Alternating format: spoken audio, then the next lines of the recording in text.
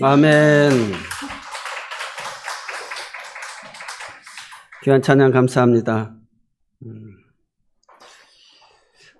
오늘 제목은 믿음의 문을 열어주소서라는 제목입니다. 한번 같이 고백 한번 해보겠습니다. 믿음의 문을 열어주소서.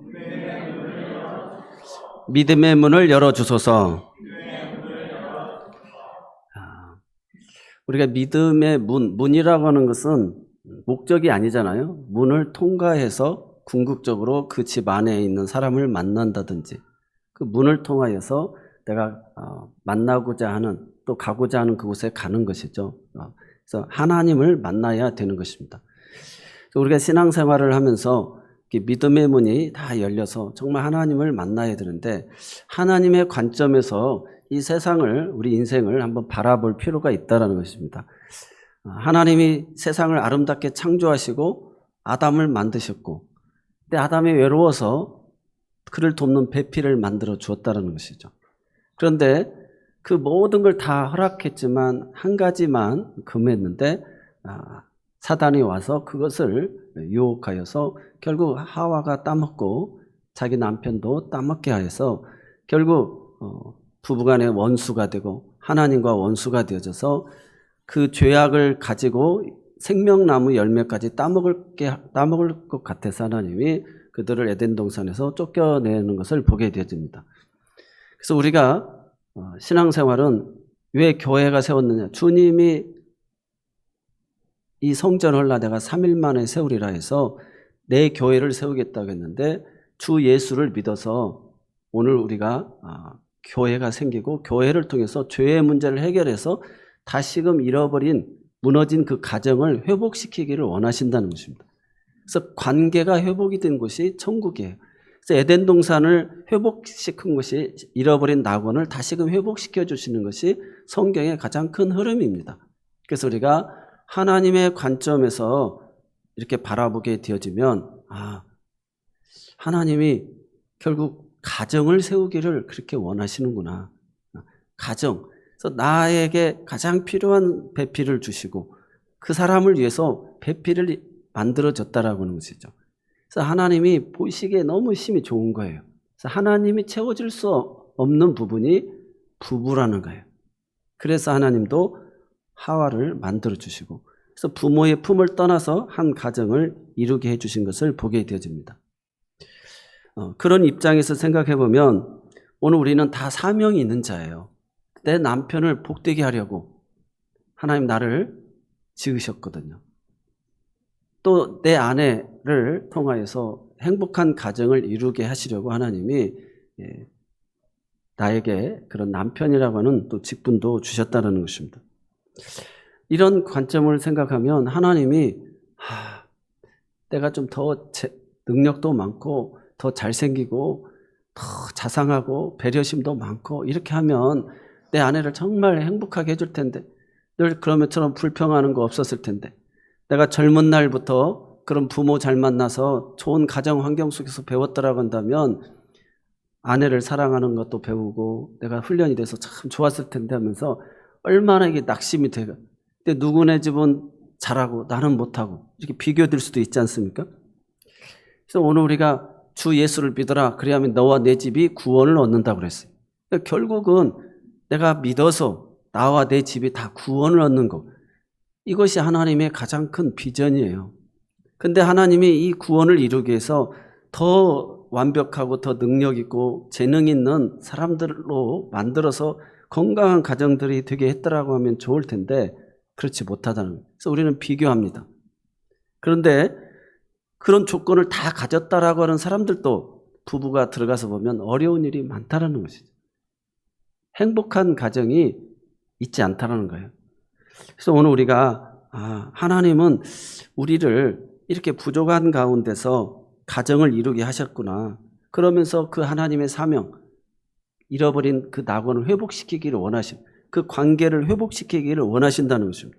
그래서 정말 살 중에 살이요 뼈 중에 뼈고 정말 부부가 행복하게끔 만들기를 하나님은 원하신다는 거예요.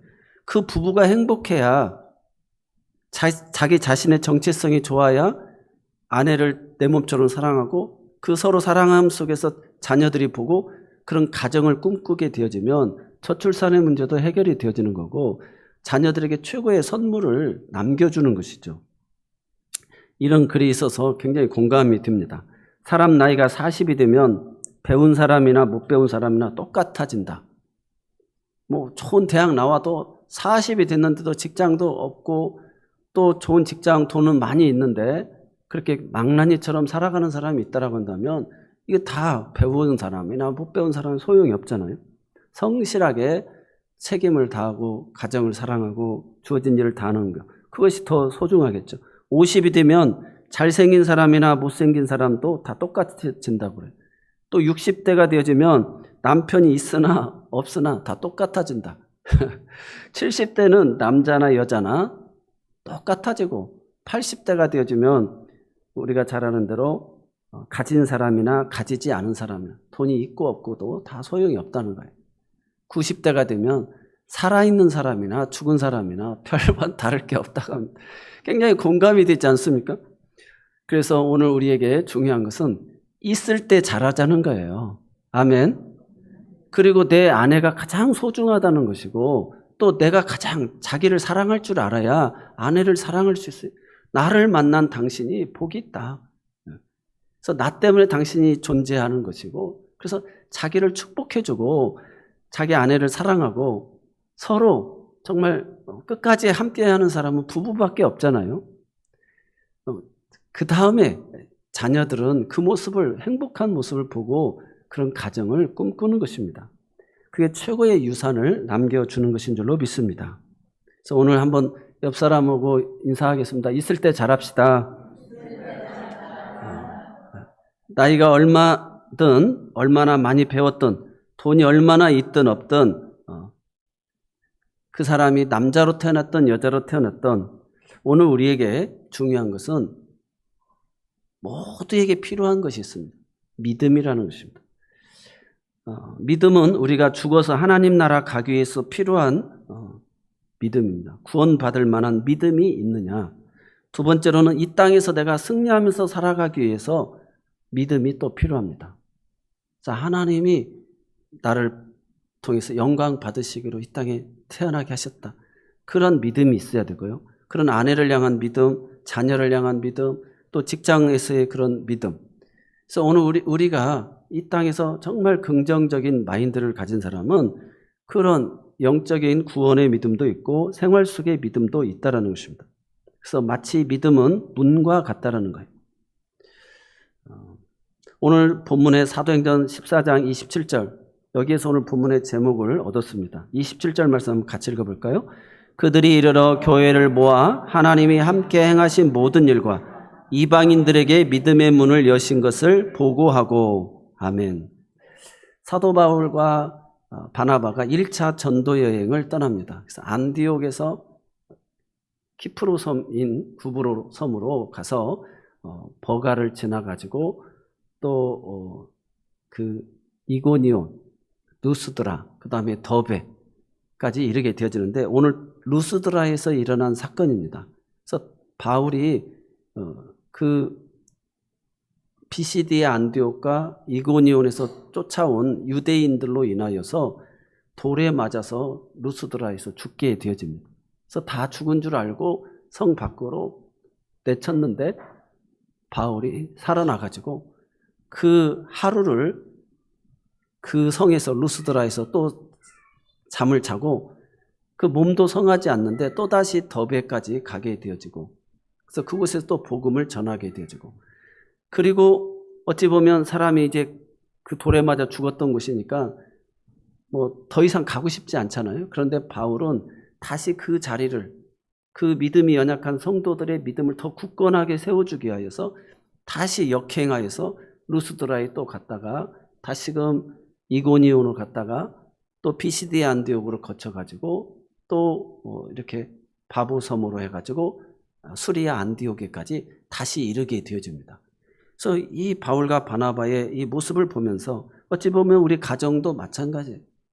부부가 그렇게 평생 지지고 볶고 살아가면서 그 믿음을 또 견고하게 세우기 위해서 다시금 그 자리를 지키고 찾아가고 행하면서 결국 이렇게 열매를 맺게 되어지는 것을 보게 되어지죠. 그래서 오늘 우리 모두가 성경을 통하여서 하나님이 이렇게 사용하신 사람들을 하나님의 관점에서 한번 살펴보니까 바울과 같은 사람을 하나님이 왜 선택하셨을까? 많은 목회자들을 선택할 때 바울은 공부도 많이 했지 않느냐? 베드로는 어부다 보니까 다 교인들이 좋아하는 사람이 그래도 바울이 좋지 않냐? 그래도 공부도 하고 배운 사람이 좋지 않느냐? 베드로는 좀 무식하다는 거죠. 어부이고 갈릴리에서 어부였던 사람이 예수의 수제자가 됐기 때문에 그래서 교회도 목회자상을 할 때 바울 같은 사람. 근데 또 바울은 병도 많고 또 키도 작고 가정도 이루지 못했지 않습니까? 그러다 보니까 그 성경에 나와 있는 인물들로만 생각하면 괴물이 나오기가 쉽다라는 거예요. 그래서 하나님은 왜 그 시대마다 이러한 사람, 이런 부족한 사람들을 선택하셔서 이 가정을 구원하는 일을 하나님이 회복시키는 일을 하셨을까를 한번 살펴보았습니다. 그래서 보니까 하나님의 입장에서 믿음의 조상 아브라함이라고 하는 한 사람을 선택해야 돼요. 그럼 여러분 같으면 하나님이라면 믿음의 조상을 내가 어떤 사람을 가정을 세울까 한번 생각해 볼 수 있지 않습니까? 이왕이면 환경도 좋고 학벌도 좋고 외모도 좋고 그런 완벽한 사람을 고를 수 있지 않겠습니까? 그런데 하나님이 고른 사람은 아브라함인데 그에게 내가 너를 큰 민족을 이루고 복의 근원이 되게 하고 너를 축복하는 사람은 축복하고 저주하는 사람은 저주하겠다 하면서 내가 젖과 꿀이 흐르는 땅을 주겠다. 자손을 바다의 모래알처럼 하늘의 별처럼 많이 주겠다라고 아주 풍성한 약속을 해줍니다. 그렇다라고 한다면 이 약속을 이루기 위해서 우리가 생각할 때는 젊고 건장한 남자를 골라야 되지 않겠어요? 또 부인은 막 1년 거치해서 아기를 막 2명씩 낳을 수 있는 좀 건장하고 좀 생산 능력이 많은 여자를 얻어야 되는 것이 인간적인 상식 아니겠어요? 그런데 하나님은 75세의 노인네, 그것도 사라는 어떻게 보면 그때까지도 아이를 갖지 못한 단산을 넘어서 불림 여인이었던 것 같습니다. 이렇듯 그 약속을 성취하려면 어떻게 바다의 모래알처럼 하늘의 별처럼 그 젖과 꿀이 흐르는 땅을 차지하게끔 하면서 할 수 있겠습니까? 근데 하나님이 하시는 방법은 우리의 생각과 너무도 다른 거죠. 모세를 우리가 하나님이 또 선택해서 그 430년 만에 이스라엘 민족을 장정만 60만 명, 250만 가까이를 여자, 노인, 어린아이들까지 다 합치면 건져내야 돼요. 그럼 어떤 지도자를 하나님이 사용하기를 원하시겠어요? 한번 생각해 보세요. 그러면 좀 정치인들처럼 그런 카리스마도 있고 설득력도 있고 뭔가 리더십도 있고 막 이런 사람을 선택해야 뭔가 지도력을 발휘하지 않겠습니까? 그런데 모세의 가장 큰 단점은 말을 못한다고 그랬어요. 그래서 하나님이 그를 3번을 명령할 때 나는 입술이 둔하여서 사람들에게 설득할 수 있는 힘이 없습니다. 그러니까 하나님이 말 잘하는데 형 아론이 있지 않느냐? 그가 너희의 대변자가 되리라. 이렇게 이야기해 주시는 것을 보게 됩니다. 그래서 우리가 바로 왕 앞에 찾아가가지고 협상을 해야 될 거 아니겠어요? 그럼 바르게 전달하고 설득력 있게 이야기해야 되는데 그게 부족했다는 것이죠. 그런데도 하나님은 이 모세를 선점하시고 그를 통해서 이스라엘 민족을 구원해내는데 사용하여 주셨다는 것입니다. 우리가 다윗도 보면 이스라엘의 41명 남북 왕족을 다 통틀어서 최고의 성군인데 하나님이 다윗을 선택할 때 그 기준을 보면 어떻게 보면 용모도 신장도 크고 아름답고 뛰어난 사람이어야 될 거 아니겠습니까? 그런데 하나님은 사무엘에게 너는 그의 용모와 신장을 보지 말라. 하나님은 용모와 신장을 보지 않는다는 것입니다. 사무엘상 16장에 보면 이 세 아들 중 하나에게 기름을 부어 왕을 삼으라 하면서 용모와 신장을 보지 말고 나는 그의 중심을 보느니라 라고 이야기하고 있어요. 그래서 여러분이 내 남편의 아내가 되고 내가 누구의 아내가 되어진 거, 이 모든 것을 볼 때 어떤 세상적인 기준이 아니라 하나님의 관점, 하나님의 기준으로 우리를 그 중심을 보시고 우리를 아내로 남편으로 그 가정을 이루게 하여 주신 줄로 믿습니다. 하나님은 오늘 그 중심을 보신다고 그랬는데 그러면 신구약 성경을 통틀어서 가장 위대한 인물이 이 사도 바울입니다. 그래서 내가 그리스도를 본받은 것처럼 너희도 나를 본받으라고 이야기한 사람이었어요. 그러면 바울은 신약에 와서 뭔가 좀 다를 수도 있잖아요. 근데 고린도후서 10장 10절에 보면 당시 사람들은 사도 바울을 평할 때 그의 쓴 글을 읽으면서 무게가 있는데 그 글을 직접 만나보면 약한 체구에 말은 어눌했다라고 이렇게 표현하고 있습니다. 그래서 우리가 사도행전 20장에 보면 그 유도구 사건이 있잖아요. 바울이 드로아에서 하룻밤을 지내면서 다음날 또 선교 여행을 떠나야 되는데 집회를 하는데 밤새 강론을 하게 되죠. 근데 사람들이 너무 많이 와가지고 유도구가 창틀에 걸터앉았다가 너무 설교가 재미가 없어가지고 졸고 자다가 떨어져서 죽게 되어지는 사건이 있지 않습니까? 그만큼 사도 바울도 어떻게 보면 하나님이 택한 그 사람도 정말 어눌한 고린도서 11장 6절은 이렇게 표현합니다. 내가 비록 말에는 조라나 지식에는 그렇지 않다. 자기 자신을 이렇게 변명합니다. 그래서 작은 키에 대머리에다가 눈썹은 일자에다가 눈썹에다가 시력도 좋지 않아서 아주 두터운 돋보기 안경을 쓰고 그래서 자기가 이야기하면 그것도 편지도 대신 대필해서 더둘러라고 하는 사람이 글도 작성하게 되어지고 그리고 또 누가가 그 일도 이렇게 정리해 준 것도 보게 되어집니다. 그래서 어찌 보면 이렇게 바울은 흠모할 만한 것이 없어요. 오늘 이 누스드라에서의 사건이죠. 나면서부터 안진병이 된 자를 바울이 말할 때 그가 믿음이 있어요. 듣는 거예요. 하나님 말씀. 그래서 구원받을 만한 믿음이 있는 것을 보고 내 발로 일어서라라고 하니까 걷게 되어집니다. 그러니까 바울이 한 일을 보고 루기오니아의 방언으로 소리질러 이르되 신들이 사람의 형상으로 우리 가운데 내려오셨다라고 하면서 바나바는 제우스라고 하고 바울은 헤르메스 신이라고 이야기합니다. 그러니까 제우스는 가장 그 능력 있는 힘 있는 신의 모습으로 설명하고 그 제우스의 그 시녀 역할을 하는 사람이 헤르메스인데 바울을 갖다가 헤르메스 신이라고 이렇게 이야기하고 있는 것을 보게 됩니다.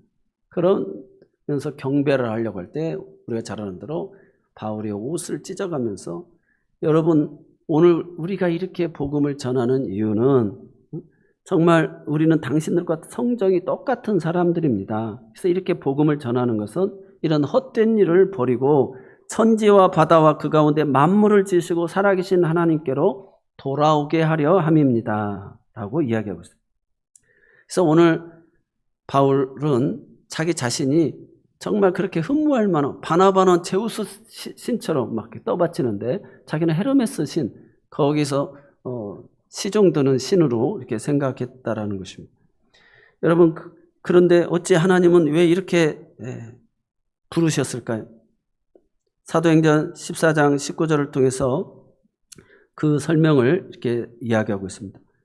성 안에서 하루를 쉬고 이튿날 더베로 갔는데 그 거리가 250km 돌에 맞아서 다 죽었다라고 던져놨는데 하루만 쉬고 그 100km 가까이 되는 더베로 가게 되었다는 그때 당시는 교통편도 좋지 않았고 튀르키예는 산도 높아가지고 복음 전하는 일이 정말 힘들었을 거예요. 그런데 바울은 2000km나 되는 길을 통해서 1차 전도 여행을 마치고 3000km나 되는 길을 걸어서 2차 전도 여행을 마칩니다. 끝내 순교에서 그의 일생을 다 바칩니다. 어찌 보면 바울이 예수 믿고 3층 천도 체험하고 자기가 많은 병자도 고쳤지만 정작 자기 안에 있는 간질 또는 안질이라고도 하는데 자기가 그 병 고치지도 못하고 믿음의 최고의 절정에 이르렀을 때 그는 순교하게 되어진 것입니다. 하나님은 바울의 그런 충성심을 보신 것입니다. 오늘도 내 아내를 내 남편을 끝까지 그래도 사랑해 줄 수 있는 사람을 하나님은 보신 것입니다. 그래서 오늘 우리를 이렇게 짝지어 주신 줄로 믿습니다. 그래서 주 예수를 믿어서 하나님 나를 사랑하신 그 은혜를 알고 하나님 내 아내를 이웃을 내 몸처럼 사랑하시고 그래서 주 예수를 믿어 온 가족이 다 구원에 이르는 그런 하나님의 비전이 이루어지시기를 바랍니다. 오늘 어찌 보면 사도 바울은 행복한 사람이었습니다. 우리가 인간이 충성스럽게 살아가다 보면 갈등이라는 게 있잖아요. 내가 이걸 해야 돼, 말아야 돼. 내가 살아야 돼, 말아야 돼. 내가 헌신해야 돼, 말아야 돼. 내가 이렇게 한다고 뭐 좋은 결과가 있을까 말까. 마치 우리가 선행을 행하면서도 살아가면서도 주저할 때가 얼마나 많습니까? 근데 사도 바울은 정말 나는 노예다. 그래서 노예는 오로지 주인에게 순종하는 것, 그것으로 그의 갈등이 없고 충성하게 되고 그가 행복하게 되어진다는 것입니다. 그래서 사도 바울은 내가 선한 싸움을 싸우고 나의 달려갈 길을 다 달려가고 믿음을 지켰다라고 이야기하고 있습니다. 사랑하는 성도 여러분, 참된 기쁨과 감격은 어디에서 오느냐? 목적을 하나님의 영광을 위해서 살아갈 때 오는 줄로 믿습니다. 데이비스 헤럴드 핑크라고 하는 의사가 신경 불안으로부터의 해방이라는 책을 썼습니다. 그래서 사람이 안정을 취하기 위해서는 네 박자의 균형이 필요한데 사람이 지극히 안정된 균형을 이루어가는데 조건이 일이 있어야 되고 놀이가 있어야 되고 사랑이 있어야 되고 예배가 있어야 된다는 것입니다. 여러분, 우리가 그래서 뭔가 자기에게 주어진 일을 열심히 하는 사람이 가장 행복하게 보이는 거예요. 그리고 뭔가 사람이 놀 줄 알아야 되죠. 누릴 줄 알아야 되는 거예요. 하나님 주신 것을 누릴 줄 알아야 되지 놀 줄을 모르면 재미가 없는 거죠. 그 다음에 내가 사랑하는 사람이 있을 때 내가 헌신하고 참고 희생하고 그러면서도 행복한, 주면서도 아깝지 않는 그런 사랑의 대상이 있을 때 행복한 거예요. 그러면서 우리가 하나님이 지으신 목적대로 하나님과의 관계가 회복이 되어서 하나님이 내 삶 속에서 주어진 직분의 사명을 잘 감당하고 이렇게 영광을 돌리고 감사를 하고 보고를 하는 거예요. 오늘 그들이 이르러 다 선교 여행을 끝나고 돌아와가지고 교회들을 모아가지고 하나님이 함께 행하신 모든 일과 그리스도인들에게 믿음의 문을 여신 것을 보고했다라고 그랬어요. 건물이 교회가 아닙니다. 우리 각 사람이 주의 영을 있는 우리들이 교회들인 줄로 믿습니다. 그래서 우리 교회들을 모아서 우리들이 내 가족과 함께 일상을 살아가면서 하나님이 함께 행하신 그 모든 일, 또 그 믿지 않는 자들에게 하나님이 믿음의 문을 열게 하여서 나를 통해서 복음이 증거되고 전도되어지게 되어진 것. 그래서 이런 일들을 보고하고 감사했다는 것이죠. 그래서 오늘 우리가 주일에 와가지고 하나님을 예배하고 사랑하는 가족들과 하나님이 함께 하셨던 삶의 현장들에서 일어났던 일들을 보고하고 이런 것으로 감사하고 찬송할 때 하나님이 영광을 받으신 줄로 믿습니다. 그러면서 내게 주어진 가정과 직장과 주어진 삶에서 최선을 다할 때 그 사람은 가장 행복한 사람이 되어지는 줄로 믿습니다. 오늘 저와 여러분은 하나님 앞에 어떤 신앙인의 모습입니까? 하나님이 우리를 지금 중심을 보고 계십니다. 얼마나 충성스럽게 살아가고 있는지 하나님이 보시는 가장 중요한 기준의 관점을 여러분 기억하시기 바랍니다.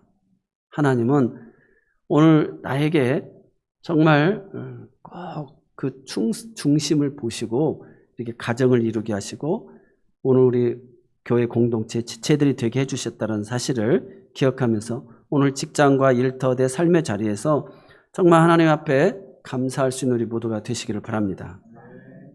그래서 모든 영광을, 일하는 거, 예배하는 거, 사랑하는 거, 노는 거, 이 모든 것들이 먹든지 마시든지 무엇을 하든지 하나님의 영광을 위해서 하는 그 목표와 비전을 가질 때 그 중심과 충성심, 진실함을 보시고 하나님이 오늘 우리를 통해서 영광을 받아주실 줄로 믿습니다.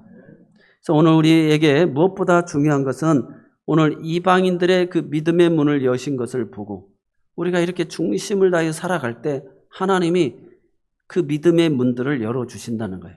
그래서 내 남편이 나를 통해서 문이 열려서 하나님을 만나게 되어지고 또 나를 통해서 우리의 자녀들이 하나님을 만나게 되어진다는 것입니다. 그래서 이스라엘은 8개 예루살렘 성문이 있는데 남쪽에 2개, 서쪽에 2개, 북쪽에 3개, 동쪽에 1개. 하나하나가 다 역사성이 있는 문들인데 그 문을 통과해서 결국 성막 가운데 계시는 하나님을 만나는 것입니다. 오늘 우리 인생도 수많은 문을 통과해서 오셨는데 오늘 그 문을 통해서 이 믿음이라고 하는 문을 통해서 하나님을 꼭 만나셔서 하나님께 영광을 돌리는 우리 모두가 되시기를 바랍니다. 오늘 48년에서 46년 주후 바울의 2일차 전도 여행을 보면서 이 키프루스 섬에서 처음으로 시련을 만납니다. 그래서 수리아 안디옥에서 떠나서 구브로 섬에 딱 이르렀는데 마술사 엘루마라고 하는 사람을 만나서 공격을 당합니다. 그래가지고 하나님의 능력으로 그를 눈이 멀게끔 하고 다시 버가로 이르러서 피시디아 안디옥에 이르러서 오늘 이고니오, 루스드라, 그 다음에 더베까지 이르고 더베에 이르렀다가 다시금 루스드라 또 이고니온 피시디아 안디옥을 가면서 연약한 성도들의 믿음을 다시금 굳건하게 세워줬다는 것입니다. 바울은 이렇게 어떻게 보면 돌에 맞아 선교 시작부터 공격을 당하고 사람들이 얼마나 악감을 가졌으면 그 이고니온에서 또 피시디 안디옥에서 유대인들이 바울을 죽이려고 그들이 이 루스드라에까지 그 머나먼 길을 다 넘어서 와가지고 돌로서 루스드라에서 바울을 쳐서 죽인 거예요. 죽은 줄 알고 던져놓은 거예요. 그만큼 공격을 당했다라고 하는 것입니다. 여러분, 우리가 인생을 살아가면서 가정을 이뤄가고 교회 공동체를 이뤄가고 또 내게 주어진 직장에서 살아가는 것이 이렇게 우리를 영접하고 받아들이고 그런 치유와 회복도 있지만 반대로 이렇게 공격하는 사람들이 많이 있다는 것입니다. 오늘 이 사실을 기억하면서 이고니온 루스드라까지 17km, 피시디 안독에서는 루스드라까지 42km가 되어진다고 합니다. 그만큼 나하고 무슨 악감정이 있다고 그렇게까지 쫓아와가지고 바울을 공격하고 돌로 쳐서 죽이는 그 자리에까지 이른 것을 봅니다. 그럼에도 불구하고 바울은 계속 그 믿음의 고난의 길을 걸어갑니다. 그래서 하나님이 이방인들에게 믿음의 문을 여신 것을 보고하게 되어집니다. 그러면서 그 마음을 굳게 다시금 되돌아가면서 세워주면서 우리가 하나님의 나라에 들어가려면 많은 환난을 겪어야 할 것이다 라고 이야기합니다. 여러분, 오늘 우리가 이 믿음이 환난을 통해서 하나님이 우리에게 믿음을 주신다는 것입니다. 우리 인생을 한번 되돌아보면 여러분들이 내가 이 믿음이라고 하는 선물을 언제 얻었느냐 되돌아보면 핍박을 받을 때, 저도 이렇게 생각해 보니까 저희 아버지가 한 8년 가까이를 교회 다니는 걸 그렇게 핍박을 했으니까 더 눈물로 기도하면서 하나님 앞에 예배를 사모하고 그래서 목회자까지 됐잖아요. 또 사람이 이렇게 건강하다가도 한번 몸살 감기에서 아파 보세요. 그러면 금방 죽을 것 같아요. 그래서 그때 나의 한계를 깨닫게 되어집니다. 그래서 정말 하나님 도와달라고 하는 내용을 찾게 되죠. 그래서 하나님은 이 고난을 통해서 환난을 통해서 우리에게 이 믿음을 선물로 주셨다는 거예요. 그래서 유대 광야는 남북으로 90km, 동서로 20km 가까이가 되어지는데 그곳에서 광야에서 다 훈련하셨습니다. 엘리야도, 다윗도, 에레미야도, 아모스도, 세례 요한도, 예수님도 이곳에서 다 훈련을 받았어요. 그래서 잠언 3장 5절로 6절에 보면 너는 마음을 다하여 여호와를 신뢰하고 내 명철을 의지하지 말라. 너는 범사의 그를 인정하라. 그리하면 내 길을 지도하시리라. 오늘 우리가 하나님을 신뢰해야 되고요. 그분을 의지해야 됩니다. 그러면 명철을 의지하지 말아야 돼요. 신뢰와 의지를 갖되 명철을 자기의 지적 능력을 의지하면 안 된다는 거예요. 범사의 그를 인정하면 하나님이 내 길을 지도하시는데 너의 길을 곱게 펴주신다는 것입니다. 그래서 이 광야, 우리 인생에는 반드시 고난이라고 하는 이 광야가 다 있습니다. 그래서 이 광야를 통해서 유대교는 모세를 통해 시내 광야에서 나오고 기독교는 세례 요한 예수님을 통해서 유대 광야에서 나오고 이슬람교도 모하메스를 통해서 아라비아 광야에서 나온 것을 봅니다. 그래서 우리의 믿음이 주어지기 위해서는 반드시 이 광야 학교가 필요하고요. 바로 이어서 말씀이 필요하다는 것입니다. 그래서 오늘 그 9절로 10절에서 나면서부터 안전뱅이 된 자가 바울의 말을 들을 때 구원받을 만한 믿음이 그에게 있는 것을 보았다고 그래서 발로 일어서라, 걸어라 그렇게 이야기하고 있어요. 그래서 여러분 우리가 고난을 통해서 믿음이 주어지고 예수를 영접하고 또 그 말씀 속에서 우리의 신앙이 자라나는 거예요. 그리스도의 장성한 분량에까지 이르릅니다. 그래서 사도행전 13장과 14장에 자주 나오는 말이 하나님의 말씀, 진리의 말씀, 예수님의 가르침, 율법과 선지자, 복음 모두 15번이 나오는데 13장에 10번, 14장에 5번이 나와요. 그러니까 하나님의 말씀과 진리의 말씀을 계속 바울이 전했다는 것입니다. 어느 분이 공부도 많이 하고 잘생기고 예쁜 그 여사님이 하는 일이 너무 어렵게 돼가지고 큰 낭패에 이르게 됩니다. 그래서 주변 사람이 아이고 일이 이렇게 안 되는데 한번 교회라도 한번 나가봐. 그러니까 그 소리를 듣고 교회를 나왔어요. 그래서 예수를 믿는데 한 6개월 정도가 됐는데 이분이 다시 안 나오게 된 거예요.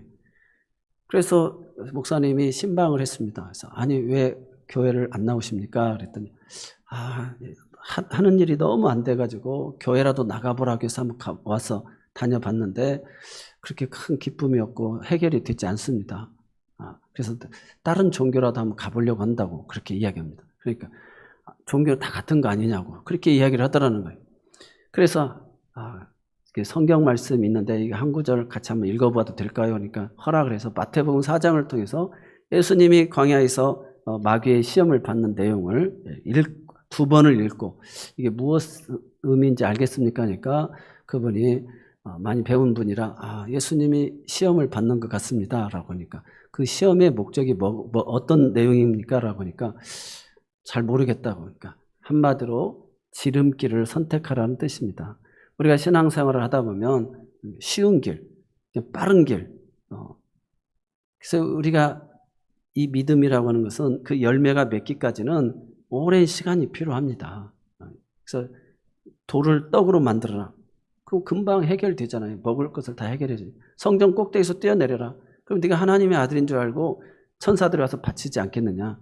그러면 뭐 굳이 설교로 다니고 그렇게 노력할 필요 없다. 금방 다 하나님의 아들로 알고 순종하지 않겠느냐. 천하 영광을 다 보여주고 한 번만 경배하면 이 모든 영광을 주겠다. 뭐 굳이 하늘과 땅과 땅 아래에 있는 자들 너에게 무릎을 꿇고 아버지께서 아들의 이름으로 영광을 받는다고 했는데 그냥 한 번만 나한테 경배하면 다 주겠다라고 하는데 주님께서 말씀으로 다 이겨내시잖아요. 사람이 떡으로 사는 것이 아니다. 그리고 하나님을 시험하지 말라. 그리고 오직 경배할 분은 하나님이시다 라고 하면서 말씀으로 이겨낸 줄로 믿습니다. 오늘 우리에게도 마찬가지입니다. 그래서 믿음은 들음에서 나며 들으면 그리스도의 말씀으로 말미암다고 로마서 10장 17절에 얘기하고 히브리서 5장 8절에도 그가 아들이시면서도 받으신 고난으로 순종함을 배웠다. 그러니까 말씀을 통해서 사단을 이겨내고 더 나아가서 아들이면서도 예수님은 고난을 받고 순종을 배웠다라는 것입니다. 우리가 복숭아 사과나무도 심어놓고 3년을 자라야 되고 중국의 대나무는 5년이 되기 전까지 아무 변화도 없지만 5년 동안 쉬지 않고 거름 주고 물 주면 갑자기 2주 만에 15m로 자라나고 하는 것처럼 우리가 하나님의 말씀은 콩나무 시루에 물을 붓듯 빠져나가는 것 같아도 어느 순간에 그 믿음이 나에게 자라나게 되어져 있다는 것입니다. 마지막으로는 우리가 믿음은 선포돼야 능력이 있다는 것입니다. 우리가 오늘 혜인이도 여기만 있다가 해외로 나가니까 벌써 기도 제목도 있게 되고 기도도 하게 되고 준비도 하게 되어지고 그것도 비행기를 타기도 하고 또 뭐 비행기가 연착이 되기도 하고 여러 가지 현지 상황들이 있잖아요. 가다 보니까 거기에서 능력이 나타나는 것이죠. 그래서 하나님의 일하심을 보게 되어지는 것입니다.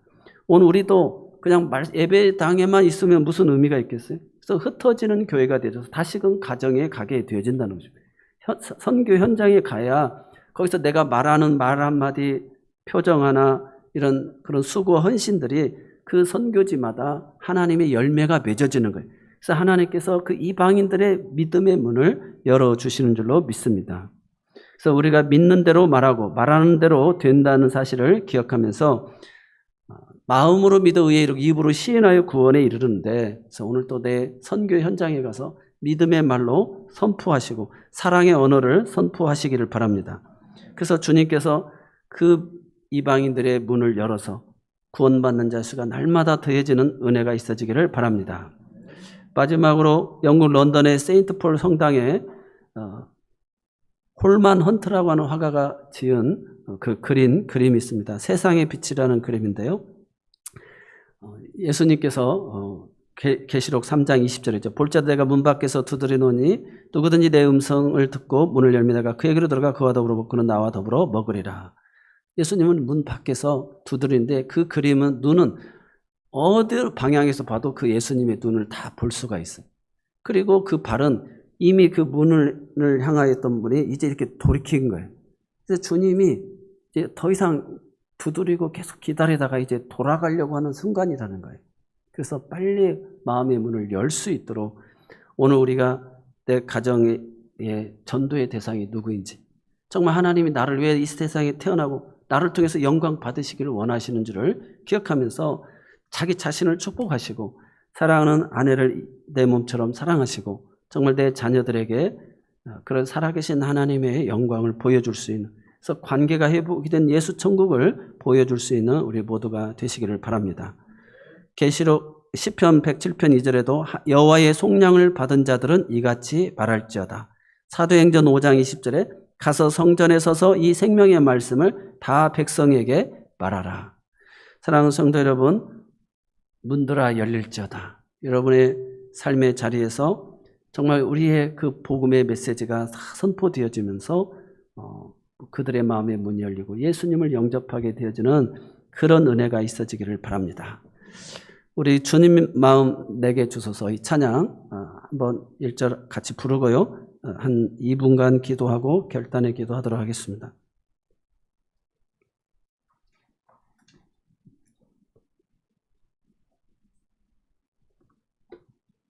주님 마음 내게 주소서.